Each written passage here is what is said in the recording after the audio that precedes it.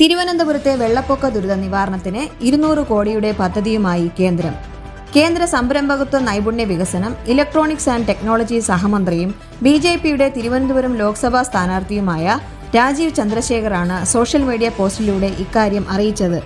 2024 ഡിസംബറിന് മുൻപ് 21,253 കോടി രൂപ വരെ കടമെടുക്കുന്നതിന് സംസ്ഥാന സർക്കാരിന് കേന്ദ്രം അനുമതി നൽകിയതിന് പിന്നാലെ തലസ്ഥാന ജില്ലയിൽ മഴക്കെടുതികൾ മൂലം തുടർച്ചയായി സംഭവിക്കുന്ന ദുരിതങ്ങൾക്ക് സ്ഥായിയായ പരിഹാരം യാഥാർത്ഥ്യമാക്കുന്നതിന് പര്യാപ്തമായ പദ്ധതിക്ക് 200 കോടി രൂപ അനുവദിച്ച് കേന്ദ്ര സർക്കാർ. 15ാം ധനകാര്യ കമ്മീഷൻ ശുപാർശ അനുസരിച്ച് ദേശീയ ദുരന്ത നിവാരണ ഫണ്ടിന് കീഴിൽ അനുവദിക്കപ്പെട്ട തുക വിനിയോഗിക്കുന്നതിനുള്ള മാർഗനിർദ്ദേശങ്ങൾ 2022 ഫെബ്രുവരി 28 പുറത്തിറക്കിയിരുന്നു. രാജ്യത്തെ 7 നഗരങ്ങളിലെ 2021 മുതൽ 2026 സാമ്പത്തിക വർഷം വരെയുള്ള ദുരിത നിവാരണ പ്രവർത്തനങ്ങൾക്കായി 2,500 കോടി രൂപയാണ് വകകൊള്ളിച്ചിരിക്കുന്നത്.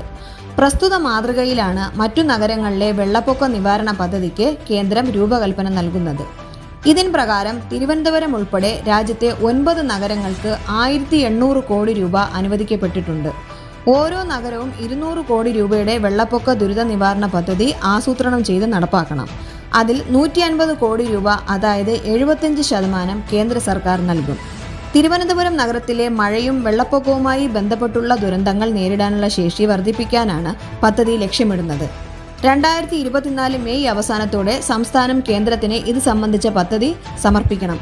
2024 മെയ് അവസാനത്തോടെ പ്രസ്തുത നിർദ്ദേശങ്ങൾ കേന്ദ്രത്തിന് സമർപ്പിക്കേണ്ടതാണ് എന്നും രാജീവ് ചന്ദ്രശേഖറിന്റെ പത്രക്കുറിപ്പിൽ പറയുന്നു.